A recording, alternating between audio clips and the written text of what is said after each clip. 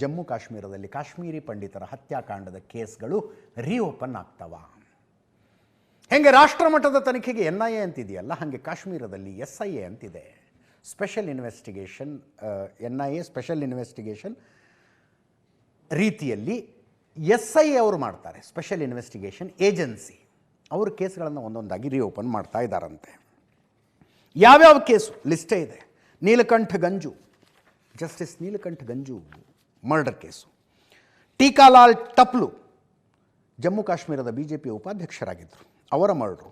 ಸರ್ವಾನಂದ ಕೌಲ್ ಪ್ರೇಮಿ, ಕವಿ, ಲೇಖಕ, ಪತ್ರಕರ್ತ, ಆ ಕೊಲೆ ಕೇಸು. ಸರಳಾ ಭಟ್, ನರ್ಸ್ ಸರಳಾ ಭಟ್ ಕೊಲೆ ಕೇಸು.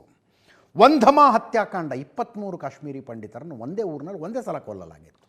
ಈ ಎಲ್ಲ ಕೇಸ್ಗಳನ್ನು ರೀಓಪನ್ ಮಾಡಿ SIA ಸ್ಪೆಷಲ್ ಇನ್ವೆಸ್ಟಿಗೇಷನ್ ಏಜೆನ್ಸಿ ತನಿಖೆ ನಡೆಸುತ್ತಂತೆ. ಅದರ ಪ್ರಾಸೆಸ್ ಶುರುವಾಗಿದೆ. ನೀಲಕಂಠ ಗಂಜು ಇಡೀ ದೇಶ ಬೆಚ್ಚಿ ಬೀಳಿಸಿದ್ದ ಕೊಲೆ ಅದು. ನ್ಯಾಯಮೂರ್ತಿಯಾಗಿದ್ದರು. 1989ರಲ್ಲಿ JKLFನ ಸ್ಥಾಪಕ ಮಕ್ಬೂಲ್ಗೆ ಮರಣದಂಡನೆ ವಿಧಿಸಿದ್ರು. ಅವರನ್ನು ನಡು ರಸ್ತೆಯಲ್ಲಿ ಕೊಂದು ಅವರು ಪ್ರಾಣ ಹೋಗುತ್ತೆ ಅನ್ನುವ ಸ್ಥಿತಿಯಲ್ಲಿ ಒದ್ದಾಡ್ತಾ ಇರುವಾಗ ಸುತ್ತಲೂ ಬೈಕ್ನಲ್ಲಿ ಸುತ್ತುತ್ತಿದ್ದರು ಭಯೋತ್ಪಾದಕರು. ಯಾರೂ ಅವ್ರಿಗೊಂದು ಹನಿ ನೀರು ಕುಡಿಸಬಾರ್ದು ಅಂತ. ಟೀಕುಲಾಲ್ ಟಪ್ಲು 1989ರಲ್ಲಿ ಶ್ರೀನಗರದ ಮನೆ ಎದುರಿಗೆ ಹೊಡೆದು ಕೊಲ್ಲಲಾಗಿತ್ತು. BJP ರಾಜ್ಯ ಘಟಕದ ಉಪಾಧ್ಯಕ್ಷರಾಗಿದ್ದರು. ಅದಾದ ನಂತರ ಕಾಶ್ಮೀರಿ ಪಂಡಿತರ ವಲಸೆ ಜಾಸ್ತಿ ಆಯಿತು. ಸರಳಾ ಭಟ್ ನರ್ಸ್, ಆಕೆಯನ್ನು ಕಿಡ್ನ್ಯಾಪ್ ಮಾಡಿ 5 ದಿನ ನಿರಂತರವಾಗಿ ಅತ್ಯಾಚಾರಕ್ಕೊಳಪಡಿಸಿ ಕೊಂದು ಹಾಕಿದ್ರು. ಶೇರೆ ಕಾಶ್ಮೀರ ವೈದ್ಯಕೀಯ ವಿಶ್ವವಿದ್ಯಾಲಯದಲ್ಲಿ ನರ್ಸ್ ಆಗಿದ್ದಂಥ ಸರಳಾ ಭಟ್, ಆಕೆ JKLFನ ಕರೆ ಏನಿತ್ತಲ್ಲ, ಕಾಶ್ಮೀರಿ ಪಂಡಿತರು ರಾಜ್ಯ ಬಿಟ್ಟು ಹೋಗಬೇಕು ಅಂತ, ಅದನ್ನು ವಿರೋಧ ಮಾಡಿದರು ಬಹಿರಂಗವಾಗಿ. ಅದಕ್ಕಾಗಿ 5 ದಿನ ಅತ್ಯಾಚಾರ ಮಾಡಿ ಕೊಂದರು. ಎಷ್ಟು ಕೊಲೆಗಳ ಪೈಕಿ ಸರ್ವಾನಂದ್ ಕೌಲ್ ಅವರಿಗೆ ಪ್ರೇಮಿ ಅಂತಾನು ಕರೀತಾ ಇದ್ರು. ಆ ಸರ್ವಾನಂದ್ ಕೌಲ್ ಕೊಲೆ ಇದೆಯಲ್ಲ, our moon has blood clots ಅಂತ ಒಂದು ಪುಸ್ತಕ ಇದೆ, ಓದ್ಬೇಕು ನೀವು ಅದನ್ನು. Our moon has blood clots.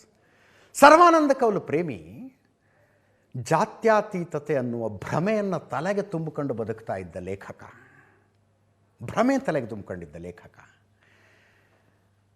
ಅವರ ಮನೆಯ ದೇವರ ಕೋಣೆಯಲ್ಲಿ ಭಗವದ್ಗೀತೆ, ಕುರಾನನ್ನು ಒಟ್ಟೊಟ್ಟಿಗೆ ಇಟ್ಟು ಪೂಜೆ ಮಾಡ್ತಾ ಇದ್ದ ಮನುಷ್ಯ. ಅನೇಕ ಧಾರ್ಮಿಕ ಪುಸ್ತಕಗಳನ್ನು ಕಾಶ್ಮೀರಿಗೆ ಭಾಷಾಂತರ ಮಾಡಿದ್ರು ಅವರು. ಕಾಶ್ಮೀರಿ ಪಂಡಿತರು ಕಡಿಮೆ ಬಿಟ್ಟು ತೊಲಗಬೇಕು ಅಂತ ಭಯೋತ್ಪಾದಕರ ಕರೆ ಕೊಟ್ಟಾಗ, ಅರೆ ನನಗೇನಾಗುತ್ತೆ, ನಾನು ಹಿಂದೂ ಮುಸ್ಲಿಂ ಏಕತೆಗಾಗಿ ನನ್ನ ಜೀವನವನ್ನೇ ಸವಿಸಿದ್ದೀನಿ ಅಂದರು ಸರ್ವಾನಂದ್ ಕೌಲ್. ಇಲ್ಲ ಬಂದು ಕೊಂದು ಬಿಡ್ತಾರಂತೆ ಅಂದಾಗ ಭಯೋತ್ಪಾದಕರಾಗಿ ಹೋಗಿದ್ರಲ್ಲ ಅವರೆಲ್ಲ ನಮ್ಮ ಅಕ್ಕಪಕ್ಕದ ಮನೆಯವರು, ನನ್ನ ಕೈಯಲ್ಲಿ ಓದಿರೋ ಹುಡುಗರು, ಅವ್ರು ನನ್ನನ್ನೇ ಹಾಕ್ಕೊಳ್ತಾರೆ ಅಂದ್ಬಿಟ್ಟ ಮನುಷ್ಯ. ಯಾರು ಹೇಳಿದ್ರು ಕೇಳಲಿಲ್ಲ. ಅಂತಿಮವಾಗಿ ಭಯೋತ್ಪಾದಕರ ಮನೆಗೆ ಬಂದು ನಿಮ್ಮ ಮನೆಯಲ್ಲಿದ್ದ ದುಡ್ಡು ಒಡವೆಗಳನ್ನೆಲ್ಲ ಒಂದು ಟ್ರಂಕಿಗೆ ತುಂಬ್ಕೊಳ್ಳಿ ಅಂದರು. ಟ್ರಂಕಿಗೆ ತುಂಬ್ಕೊಂಡು ಆತನ ತಲೆ ಮೇಲೆ ಹೊರಿಸ್ಕೊಂಡು ನಡೀರಿ ಅಂದರು.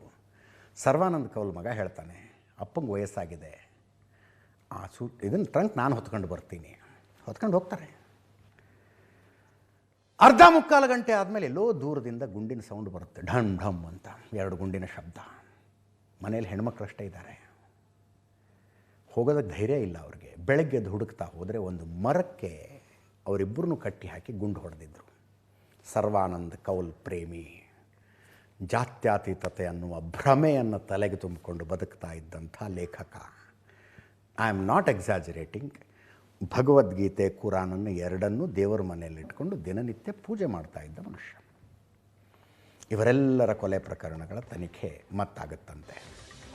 ಈ ದೇಶದಲ್ಲಿ ಇಂಥವೂ ನಡೆದಿದ್ದಾವೆ ಸರ್, ನಡೆದಿದ್ದಾವೆ.